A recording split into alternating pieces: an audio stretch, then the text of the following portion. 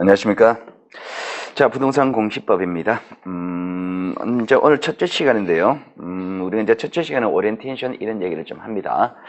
자, 오리엔테이션 시간에는 뭘 하느냐니까 이제, 우리가 이제 1월 달부터 본격적인 수업 진행을 합니다. 본격적인 수업 진행하는데, 자, 그러면 이제 본격적으로 수업 진행할 때 10월 달까지 그죠?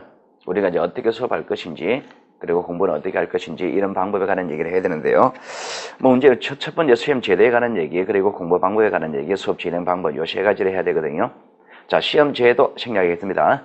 우리가 인터넷상에서 오픈된 자료, 오픈된 정보를 알 수 있는 거는 여러분 다 알아보세요. 알아보시고, 자, 그런 것들 누구나 다 알 수 있는 자료들이니까 다 생략하고요. 그리고 자, 공부 방법에 관한 얘기, 공부 방법에 관한 얘기는요, 제가 수업 진행하면서 조금씩 하도록 할게요. 자, 그거 하고요. 자, 그리고 수업 진행 방법에 관한 얘기를 감시할게요. 자, 여러분이 인터넷으로 지금 자료를 제공받는 것이 강의 계획서를 제공받을 거예요. 강의 계획서. 자, 강의 계획서는요.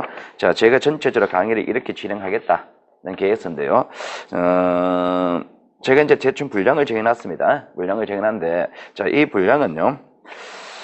제가 이제 원칙적인 얘기입니다. 뭐 사람이 하는 일이다 보면 조금 달라질 수는 있습니다만은 대충 이 정도로 순서로 나가겠다. 뭐 지적법 전체적으로 한 3주, 그리고 등기법 한 5주로 가겠다. 자, 그 얘기입니다. 자, 그리고 뒤에 이제 공부할 방법에 관한 얘기들, 거기에 관한 얘기들 한번 읽어보시고요. 자, 그리고 이제 자료가 그림이 나갑니다. 그림이 나가는데, 자, 이 그림은 뭐냐니까 기본적으로 우리가 판서해야 될, 필기해야 될 내용들이 있습니다. 그 필기해야 될 내용들을요, 시간 아끼기 위해서 자료 제공합니다. 자료 제공하는 거니까, 자, 여기에 관한 얘기들은요, 여러분들이 수업 진행하면서 요 중간중간에 조금 부족한 거를 채워 넣으시기 바랍니다. 그렇게 하시면 돼요. 자, 자료 제공될 거고요. 그리고 세 번째 핵심 정리가 나갈 거예요. 핵심 정리는 뭐냐니까, 우리가, 이제부터는요, 본격적인 수업 진행이거든요. 근데 여러분이 반드시 알아야 될 내용이 있습니다. 이 과정에서 반드시 알아야 될 내용이 있어요. 제가 저번에 그런 얘기를 한번 마쳤을 거예요. 11월, 12월 달 저희들이 수업할 때는요. 여러분의 있는 상황을 고려해서 수업을 했습니다. 여러분이 현재 백지 상태다 말입니다. 전혀 없는 상태에서 여러분이 현재 있는 상태를 고려해가지고 수업을 했습니다만은 1, 2월 달부터는요. 그렇게 안 합니다. 여러분 인정사정 안 봐줍니다. 무슨 얘기냐니까 있어야 할 상황을 정합니다. 저희들이 1, 2월 달에 이 정도는 해야 된다는 있어야 할 상황을 설정하고 그 있어야 할 상황에 맞춰서 수업 진행할 겁니다.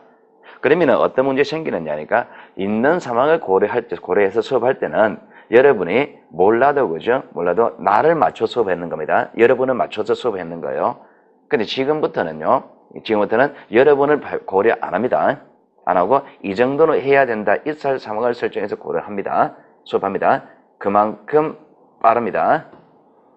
만약에 1, 2월, 3, 4월에 계속 여러분의 있는 상황을 고려해서 수업하게 되면은요, 공멸입니다. 다 떨어집니다.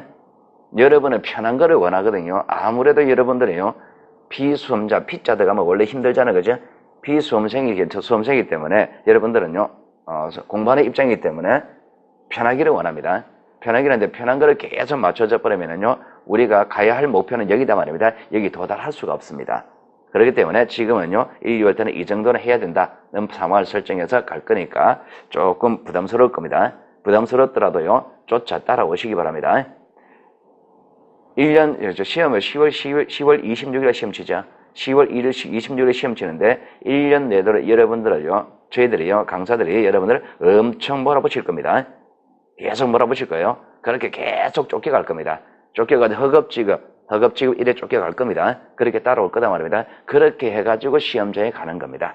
시험장. 여유롭게 해가지고 내 공부를 편안하게 하겠다. 그런 생각하지 마세요. 그러다 보니까 오늘부터요, 이 자료가 나갑니다. 오늘부터는 여러분의 공부할 부담을 조금씩 드립니다. 공부 부담을. 여기 보시면 핵심 정리 보시면은요, 1번부터 8번은요, 오늘 하는 내용 중에서 반드시 알아야 할 내용들입니다. 반드시 알아야 될 내용이고, 그리고 그 밑에 보면 기출문항 되어 있죠. 그죠? 그 기출문항은요, 이 파트, 오늘 했던 파트 중에서 어떤 것들이 시험 문제에 나오는지, 그 시험 문제에 나오는 내용들입니다.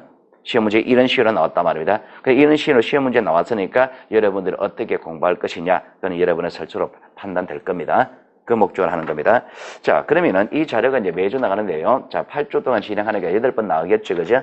8번 나가게 되면은 여러분들은요, 이 자료를 잘 모아져 있으면은요, 공시법에서 전체적으로 알아야 할 문장들이 한 60개, 70개 될 거예요. 매일요, 한 7, 8개가 나올 거거든요.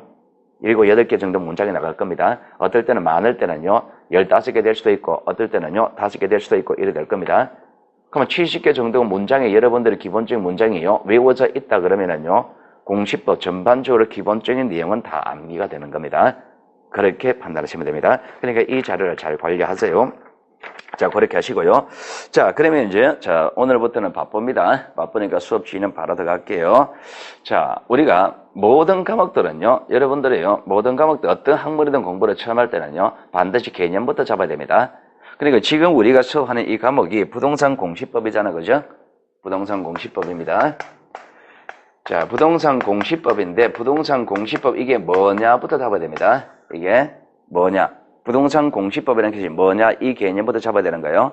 자, 이 개념을 잡고 되면은 왜 이 공부를 하는지, 이 과목을 왜 공부하는지 이유가 나올 겁니다. 자, 그러면 수업 진행 바로 하는데요. 자, 여러분 교재 24페이지입니다. 24페이지. 자, 24페이지 가보시면은요, 그 앞에 나오는 것들은요, 여러분 다 읽어보세요. 머리만도 반드시 읽어보시고. 자, 일단은요, 24페이지 보시면은, 자, 거기에 부동산 공시제도라고 해가지고 그림이 나오는데요. 자, 일단 수업 시간에요, 이 파워포인트를 쓸 겁니다. 파워포인트를 쓰는데요. 이 쓰는 이유는 필기 시간 아끼려고 하는 거예요. 필기 시간 아끼려고 해서 하는 거니까, 자, 필기 파워포인트 수업할 때니까요.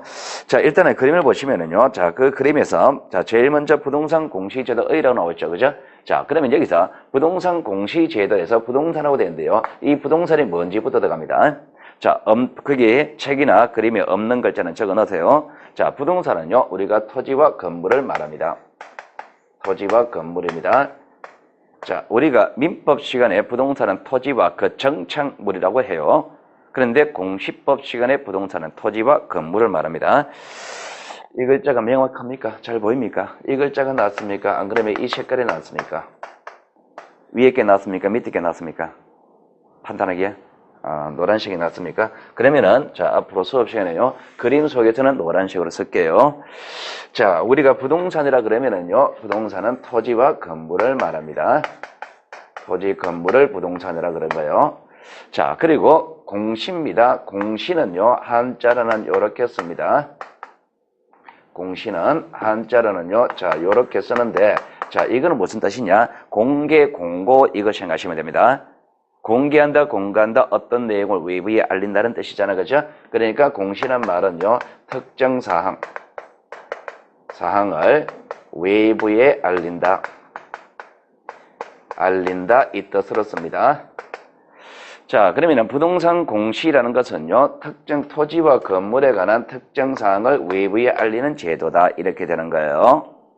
자, 그러면은 부동산 공시 제도가 토지와 건물에 관한 특정 사항을 외부에 알리는 제도다. 그러면 여기서 다시 문제되는 것이 토지와 건물에 관한 특정 사항, 요게 뭔데 무엇을 알릴 것이냐 문제와, 자, 알린다면 어떻게 알릴 것이냐 요 방법의 문제 두 가지가 다시 문제가 됩니다.